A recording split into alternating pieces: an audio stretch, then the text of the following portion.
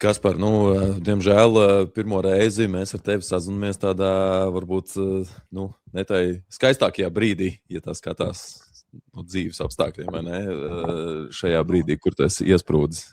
Pastāst, varbūt. Zini kā, tas diemžēl tāds stipri nosacīts, tu jau vienmēr saproti. Mums jau te nekas nekaiš. Mēs sēžam savā viesnīcā, džeki iet uz džimu, peld baseinā un viss ir ok.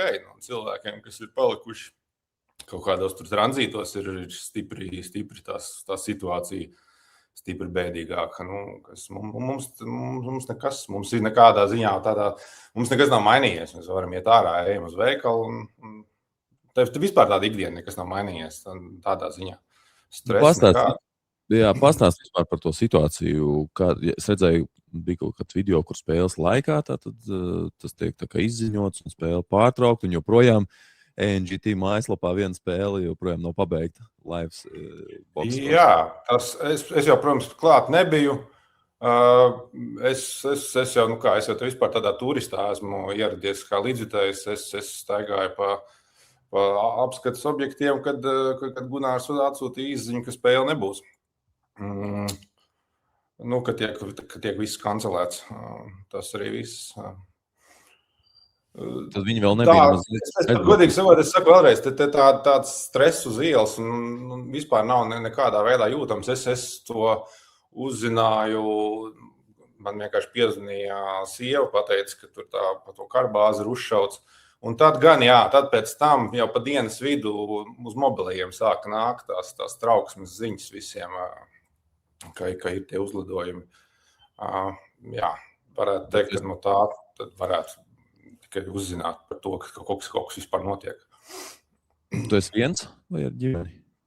Nē, es kā viens, kā no mūsu ģimenes viens, jā. Te ir vēl citi vecāki, bet es kā viens, jā. Un kā teiksim, ir kaut kāda informācijas saņemšana vai iegūšana? Jums ir kaut kāda...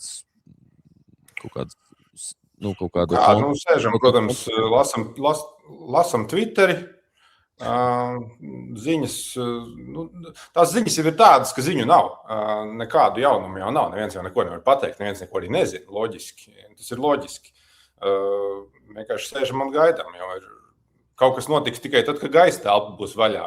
Viņa nebūs vaļā ātrāk, kā nebeigsies tie raķešu un dronu lidojumi. Kad tas beigsies, skaidrs, ka to neviens nezina. Līdz ar to nav nekāds cits variants, kā sēdēt un gaidīt.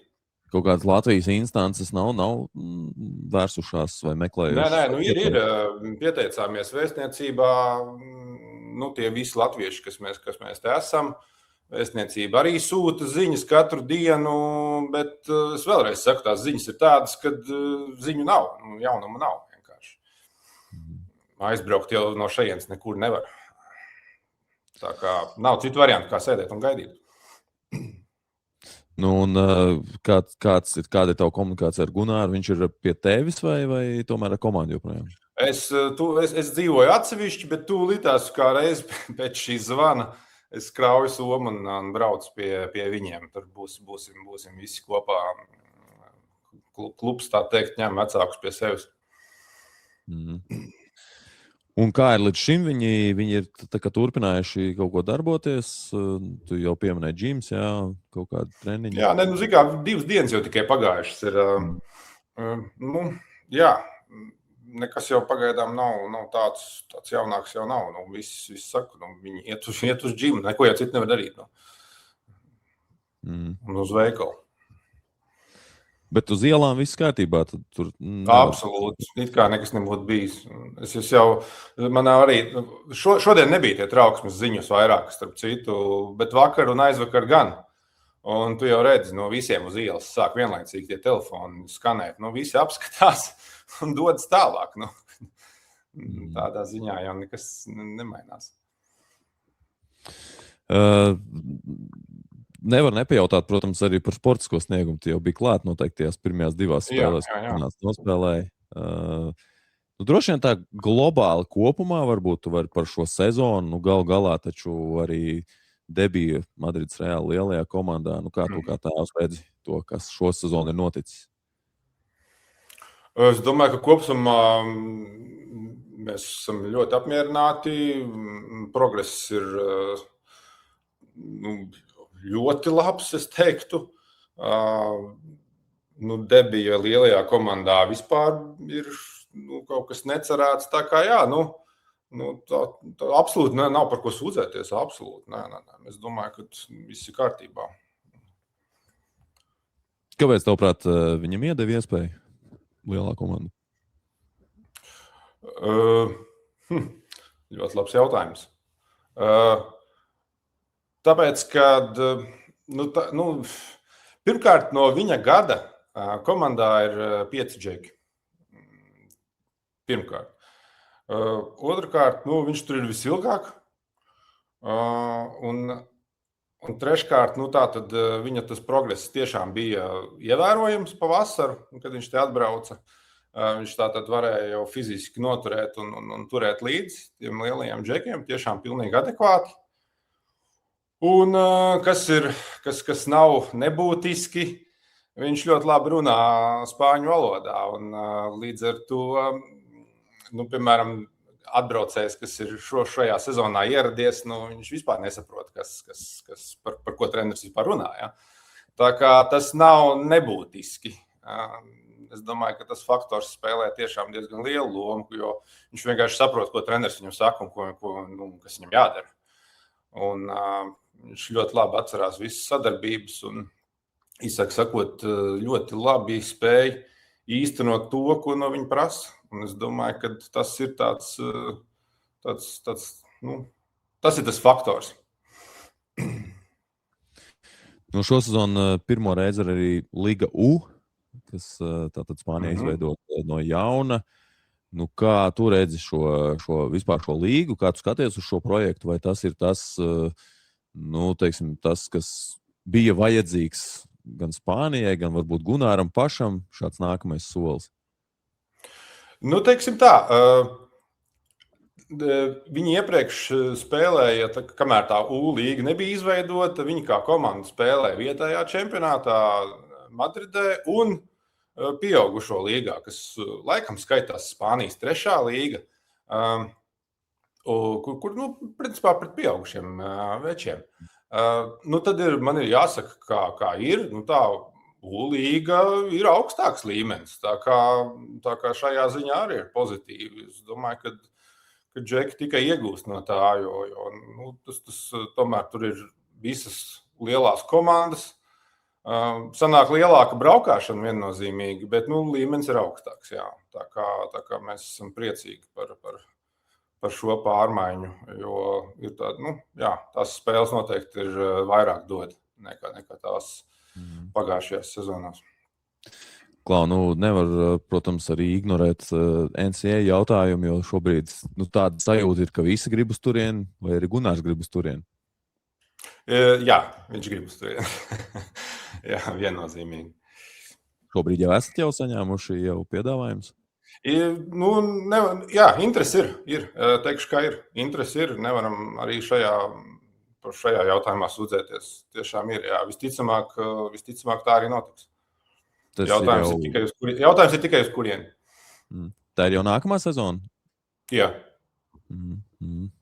Jo viņam viņš beidz vidusskolu šogad. Spānijā vidusskola ir 2 gadi tikai. Tā kā viņš beidz vidusskolu un var braukt studēt. Jā. Kas ir tās izvēles, tie lielumi, starp ko ir jāizšķirās, teiksim, tur, nezinu, kad stereotipiski varētu domāt, tur mazāk skola teorētiski ar lielāku lomu tur, vai varbūt lielāka skola? Tas jau ir tas komplicētais jautājums, jā. Tas jau ir tas, pie kā arī šobrīd ar aģentu strādājam kopā. Tie faktori ir jāizvērtē ļoti daudz. Tiešām tā ir, kā tu saki, nav mērķis aizbraukt uz stiprāko komandu. Galīgi nē. Tur ir jāskatās gan treneris, gan spēles laiks. Ļoti daudz faktoru kopumu. Tur mēs tā nevar pateikt. Nav mērķis nonākt pēc iespējas augstākā komandā. Varbūt pat, protams, arī ne jau pašā zemākajā, bet, jāizvērtē visi faktori kopā. Nu, un tas nil faktors. Tas jau ir tas, kā lai pasaka, tas jau ir tas atslēgas jautājums, teiksim tā, izvēlēties pareizi trāpīt, jo, kā mēs zinām,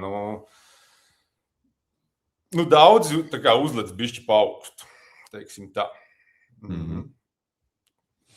Bet tas nil faktors arī ir tas, ko, jo, zin kā, ja tev īpaši 18-gadīgam vai tur 17, 18, 19-gadīgam čaļiem tur liels naudas summas parādās uz papīra priekšā, tas arī var kaut kā ietekmēt to gribēšanu vai negribēšanu kaut kur braukt. Par summām es tiešām nevaru neko vēl pateikt, jo neviens piedāvājums nav konkrēts un par naudām vispār šobrīd netiek runāts. Protams, kad protams, kad ir forši, ka tev maksā un labi maksā. Bet atkal jau, lielās, bagātās komandas ļoti bieži iedod tam džekam to lielo naudu, un viņš tur sēž uz soliņa, tāpēc, ka gluži vienkārši viņiem tā nauda tiešām ir. Tas taču ir milzīgs bizness, loģiski. Un tāpēc bagātā skola it kā var samaksāt vairāk, bet spēlēt tu tik un tā netiec.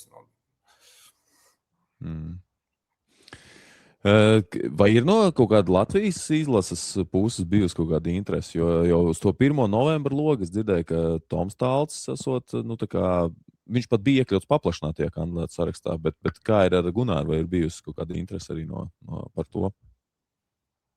To es nemācīšu komentēt. Man neviens zvanīgs nav. No lielās, no jauniešu, protams, jā. Tur jau ja viss iet pēc plāna, un trauma nav un tam līdzīgi, tur viņš ļoti labprāt spēlēs, jā, protams. Vienīgi tas skolas jautājums tur jau var kaut kādu ietekmēt, vai ne? Kāds skolas jautājums?